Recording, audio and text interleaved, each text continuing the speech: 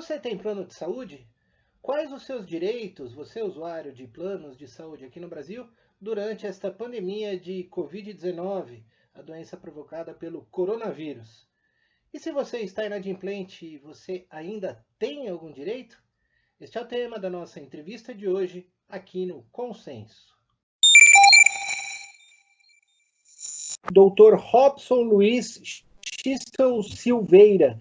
Ele é advogado especialista em Direito de Seguros e Responsabilidade Civil, é membro da seção brasileira da Associação Internacional de Direito do Seguro, vice-presidente da Comissão de Responsabilidade Civil da OAB do Paraná, além de ser professor de Direito em diversas universidades. Doutor, muito obrigado pelo seu auxílio aí, pela sua disposição. Eu gostaria de começar perguntando se tem aumentado muito o trabalho na sua área por causa de reclamações de usuários quanto aos planos de saúde. Tudo bem? Olá, Léo, tudo bem? Como você está? É uma satisfação, muito obrigado pelo convite. Léo, devo te dizer que nós já percebemos, sim, um aumento sensível no que a gente chama de judicialização em torno do seguro-saúde e dos planos de saúde. Né? Infelizmente, essa é uma área bastante sensível, que já tem um índice de judicialização bastante significativo no nosso país, fonte, inclusive, de várias preocupações do próprio mercado de seguros, né, e da área de direito de seguros que trata desses assuntos. Mas de acordo com algumas fontes, como a revista Cobertura e como o conjur.com.br, nós estamos vivendo já, e nós já experimentamos isso aqui também, uma progressão que a gente pode chamar de geométrica, né? Nós temos aí números já superiores a 100% em relação aos meses anteriores de judicialização. E esse fenômeno, ele envolve tanto planos de saúde como os seguros-saúde. Existe uma pequena diferença, né, entre essas duas modalidades. Pode explicar qual é a diferença, doutor? Os planos de saúde, fundamentalmente, eles são regulados pela ANS, pela Agência Nacional de Saúde, né? E os seguros-saúde, eles são regulados, eles são contratos de seguro e não planos de assistência médica. São contratos de seguro que visam também, que tem como objetivo, né, a cobertura de assistência médica hospitalar, né, de saúde suplementar, mas num formato de contrato de seguro. Né, regulados pela SUSEP. Muda aí um pouco na sua natureza jurídica, na sua formatação jurídica. Então, eu dizia que já era bastante significativa essa judicialização, infelizmente, e a grande preocupação que se tem com isso, pensando no consumidor de seguros, é que o judiciário já vem abarrotado, né, e já vem apresentando uma lentidão, que é fato público e notório, salvo raras exceções. E esse fenômeno agora trazido pela pandemia só vai fazer aumentar esse volume, como já tem, né, dado sinais claros disso, aumentar esse volume de carga aí sobre o judiciário. Isso é ruim para todo o sistema, né? Esse tipo de ação, geralmente, ela acaba entrando nas varas cíveis, basicamente. Nas varas cíveis, basicamente, né? Ou nas varas cíveis comuns, ou nos juizados especiais cíveis. Aí vai depender de uma questão de estratégia e tal. Mas, complementando, Léo, eu acho que é importante a gente falar que não só as ações judiciais aumentaram, como vem aumentando também o volume de reclamações na própria ANS e, sobretudo, nos PROCONs, que são também formas de a população buscar uma solução num prazo um pouco menor, né? Porque um dos problemas maiores da judicialização é o tempo do processo judicial. Né? Agora, mais recentemente, a partir da reforma do Código de Processo Civil, nós temos as ferramentas, vamos dizer assim, da antecipação de tutela, das tutelas de urgência. Mas ainda assim sobrecarrega, porque isso vai desembocar no mesmo Poder Judiciário e acaba sobrecarregando o sistema como um todo. Então, existem aí formas alternativas, como os saques das próprias operadoras, né, o serviço de atendimento, as ouvidorias, que devem ser utilizadas, e o PROCON também, né? Os PROCONs vêm fazendo um trabalho bastante interessante, procurando dar o máximo de apoio à população nesse sentido. Doutor, falando sobre isso, que é uma informação importante que o senhor nos traz, e também é uma dúvida que a maior parte das pessoas, a maior parte dos usuários vai ter. A pessoa acorda de manhã, de repente, com falta de ar. Ela vai precisar de um atendimento urgente, necessário. Ela não pode esperar um dia, ou eventualmente ela não pode esperar nenhuma hora para ela poder ser atendida. Esse atendimento de emergência, ele tem sido negado? É a primeira pergunta. A segunda, caso haja problemas no atendimento de emergência, como o usuário deve agir? Certo, Léo. Léo, pelos números, pelas informações que a gente colheu preliminarmente da própria ANS, existem sim negativas. Eu não vou saber te quantificar e fazer uma proporção disso, porque esses números ainda são muito recentes, tá? Mas existem sim já negativas, registro de negativas, tanto para atendimento hospitalar, como para realização de exames e testes, né? E aí a gente precisa de diferenciar isso. Então, respondendo a primeira questão é essa, sim, existem problemas, né? Se nós formos no site, por exemplo, Reclame Aqui, nós vamos ver as principais operadoras do mercado com lá uma série de reclamações nesse sentido, né, de negativas desses atendimentos. Então, é claro que não se apurou cada uma delas e não se sabe, aqui não está se fazendo aqui um juízo de valor a respeito delas, mas existem problemas, sim. Um segundo aspecto que você tocou, você contextualizou o problema dizendo o seguinte, olha, o cidadão acorda com suspeita, né, de um problema emergencial. E exatamente esse é o fato gerador do atendimento, Léo, seja para exame, seja para atendimento ambulatorial ou até internação. Precisa ver o quê? Precisa ver uma justificativa pelo médico, precisa ver um pedido justificado pelo médico de realização desse atendimento e de realização desse exame, principalmente. Então, dito de outra forma, as operadoras não podem negar atendimento ou realização de exame quando em situação de emergência, assim caracterizada pelo médico que vai atender o paciente, no caso aqui, o segurado, né, do plano de seguro-saúde. O prazo para a realização desses exames é uma coisa interessante que muitas pessoas estão com dúvida. O prazo máximo para a entrega desses exames é de 3 dias úteis, justamente pelo caráter de urgência. E uma outra questão, não precisa a pessoa estar internada para ela ter direito a fazer exames. Há uma confusão em relação a isso, tá? A internação, ela é um requisito para o fornecimento de medicamentos. Então, a operadora só está obrigada a fornecer os medicamentos porque eles vão fazer parte do tratamento no caso de internação. Agora, para a realização do exame, o atendimento pode ser ambulatorial. Ela não precisa estar internada, basta que exista a requisição do médico fundamentando a situação de emergência e de urgência, relatando que existem os sinais, né, com aqueles sinais clássicos com os sintomas do vírus Covid-19. Tá? Então, não precisa haver internação. Agora, uma coisa importante... isso não é ilegal, viu, Léo? Os exames, em razão da carência, e a gente estava conversando disso antes, né? A gente vive um momento aí de pandemia mundial, onde há uma carência de recursos, uma escassez, né, de recursos na área da saúde. Uma coisa importante é que os hospitais também vêm direcionando esses exames apenas para os casos mais graves, aqueles casos mais críticos, por uma questão de análise clínica. E isso não quer dizer que a operadora esteja se negando a fazer. Então, precisa entender direito o caso concreto para entender se é uma postura de regulação da seguradora, da operadora, ou se é uma postura daquilo que é possível fazer dentro da estrutura hospitalar em que o paciente se encontra.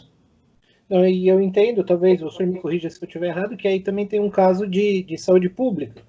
A realização, principalmente dos testes de detecção do coronavírus, ela está muito baixa, segundo as estatísticas do Brasil, porque os próprios governos não estão comprando esses testes.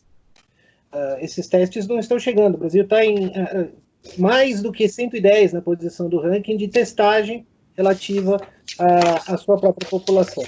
Doutor, eu queria perguntar, essa é uma pergunta que seguramente vai estar na cabeça de quem tem plano de saúde. Muita gente está ficando em casa, está reduzindo a renda, está reduzindo o nível de emprego e vai ficar inadimplente com plano de saúde.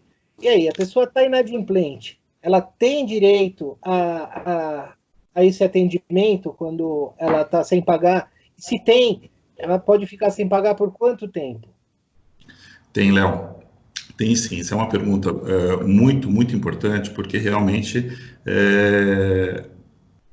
esse quase lockdown aí, né, em muitas atividades, elas vêm acarretando um problema de ordem financeira e econômica para as famílias muito significativo.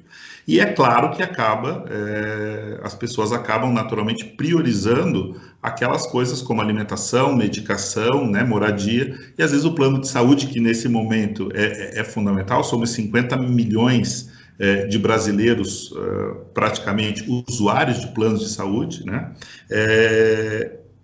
E aí a conta chega e não tem como pagar, e aí a pergunta que você me faz a operadora pode negar o atendimento havendo uma inadimplência de uma, duas parcelas, enfim, havendo inadimplência, pode haver negativa? Se a gente for olhar dentro do aspecto contratual normal, quando nós estávamos vivendo em condições normais, digamos assim, a discussão ela era um pouco mais acalorada. Diante de um quadro de calamidade pública e de pandemia, nós temos duas considerações que me parecem serem importantes e que fazem a distinção para o momento anterior. Para que possa haver equilíbrio contratual, para que possa haver o atendimento sem que haja desequilíbrio contratual. Existe um fundo garantidor das reservas técnicas vinculado à Agência Nacional de Saúde, da ordem de 15 bilhões de reais, que estão sendo destinados para as operadoras, para que elas façam a garantia, Léo, do atendimento dos pacientes, dos segurados em situações emergenciais, para que não haja suspensão do atendimento do plano de saúde até 30 de junho. Só um parênteses, desculpa interromper. Só um parênteses, só para a gente entender. No início de abril, consta, no início de abril, que parte das operadoras estavam tentadas a rejeitar esse fundo, e isso causou uma insegurança por grande parte dos usuários de plano de saúde, que entenderam que isso podia ser um sinal de que as operadoras não iam atendê-los, aqueles que estivessem inadimplentes. Como é que é a situação hoje, agora, na primeira quinzena de maio? Claro, porque veja bem, essa questão das operadoras, esse fundo ele já existe e já havia uma pressão muito forte, inclusive no ano passado, para a liberação desse fundo, né, para o auxílio dessas empresas, que vem sofrendo bastante também, inclusive a rede hospitalar como um todo, com essa situação da pandemia, onde muitas cirurgias eletivas, ou seja, não urgentes, estão deixando de ser realizadas. As pessoas não vão às clínicas e aos hospitais, né, por conta da preocupação com a transmissão do vírus, etc. Então, todo esse cenário cria um impacto também econômico-financeiro. Por isso que o Ministério da Saúde fez a destinação de parte desse fundo, que é de mais de 50 bilhões, destinando 15 bilhões, que é um dinheiro significativo, né, destinados a garantir os atendimentos. Por quê? Então, ele falou o seguinte, ele libera, desde que haja um termo de compromisso da operadora de que ela não vai deixar de atender ninguém por falta de pagamento, porque ela está sendo compensada com esse fundo. Mas existe um outro aspecto, isso Léo, até dia 30 de junho, tá? Então, existe também aí uma questão temporal envolvida, não é ad eternum isso, né? Então, é durante a situação de calamidade aguda que nós estamos vivendo, né? Mas existem outras duas considerações lá que eu acho bem importante a gente fazer quando a gente fala de seguro, né? Seja aqui no plano de saúde, seja no seguro saúde. A gente tem que lembrar que esses contratos, eles exercem uma importante função social. E nada mais claro do que uma situação como essa que nós estamos vivendo para evidenciar o viés social, a função social que essas empresas e que esse tipo de contrato exerce na sociedade. Então existe, a partir do Código Civil atual, existe o princípio da função social dos contratos. Então os contratos eles precisam exercer, eles precisam ter uma função social. E aí, ligado a esse princípio, né, que está ligado ao princípio da boa-fé contratual, e nenhum segurado queria deixar de pagar a fatura, muito provavelmente quem está inadimplente por uma questão de força maior da própria pandemia. Então, ressalvado esse aspecto da existência da boa-fé contratual, a suspensão e o cancelamento precisam e estão sendo vistos pelo judiciário com muitas reservas, com muita cautela, justamente porque o contrato ele precisa exercer, o contrato de seguro, sobretudo, uma função social.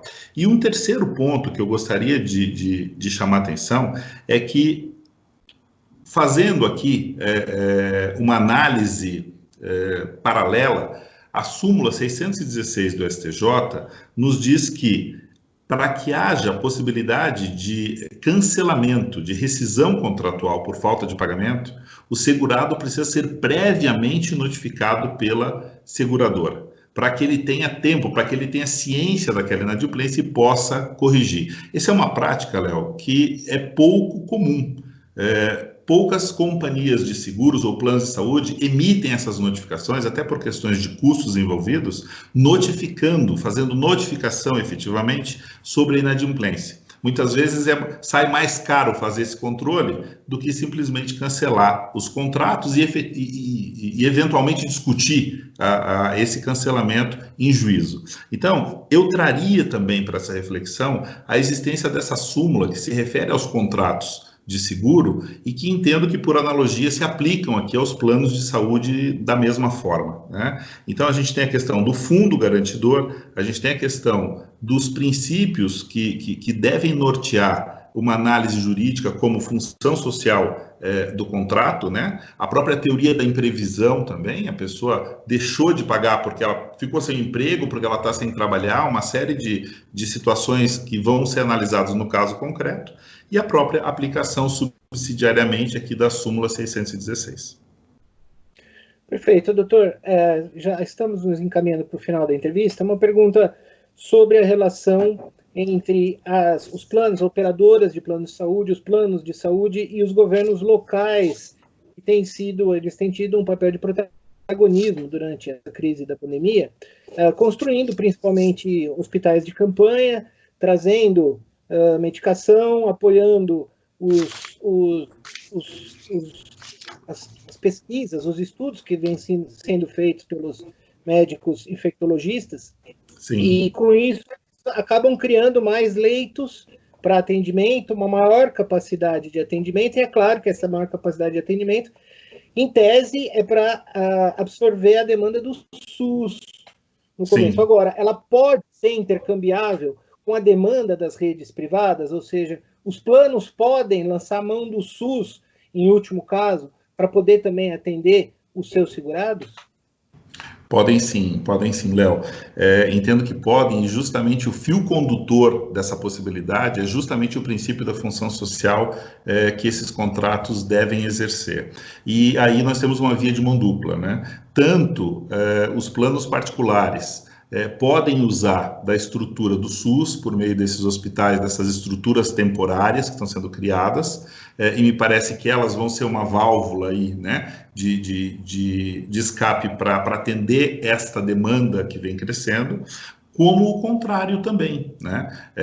Há uma possibilidade, já está se estudando isso a nível de regulamentação governamental, a possibilidade de utilização de UTIs, né, de leitos de UTI, da estrutura da rede privada pelos pacientes do SUS. Né? Justamente por quê? Porque a saúde, assim como os contratos de seguro, e sobretudo um contrato de seguro-saúde, então a função social que eles exercem, sobretudo no momento delicado como que nós vivemos, fica muito evidenciado. Então me parece que é totalmente justificável do ponto de vista legal e contratual essa via de mão dupla aí entre o sistema privado e o sistema público de saúde. Doutor Robson Luiz Silveira, advogado especialista em Direito de Seguros e Responsabilidade Civil. O senhor tem um grande currículo aqui, a gente já falou sobre esse currículo no começo. Queria agradecer muito a sua disponibilidade em conversar com a gente, colocar o canal à disposição e abrir aí para suas últimas considerações, já que o seu serviço hoje acaba sendo um dos serviços mais importantes nessa situação de emergência, de pandemia, nessa situação de calamidade que a gente está vivendo.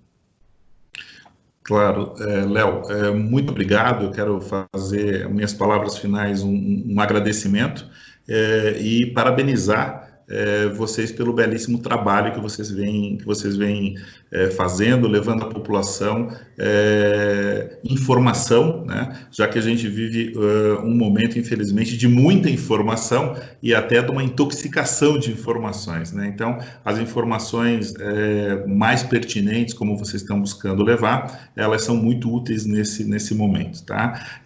Deixo como recado final, como advogado que atua como direito de seguros, olhando para a defesa do consumidor de seguros, que o consumidor esteja atento. Existe uma série de dificuldades nesse cenário aí que nós estamos vivendo, mas existe uma série de ferramentas de proteção em razão de todos esses aspectos jurídicos que nós conversamos aqui. Então, não deixe de se informar, de buscar os seus direitos via PROCON, via o seu advogado de confiança, para que possa fazer valer aquilo que está contratado, respeitando o equilíbrio contratual, a natureza jurídica desses contratos, né? Mas, sobretudo, a função social que eles devem exercer. Muito obrigado, Léo. Muito obrigado, doutor.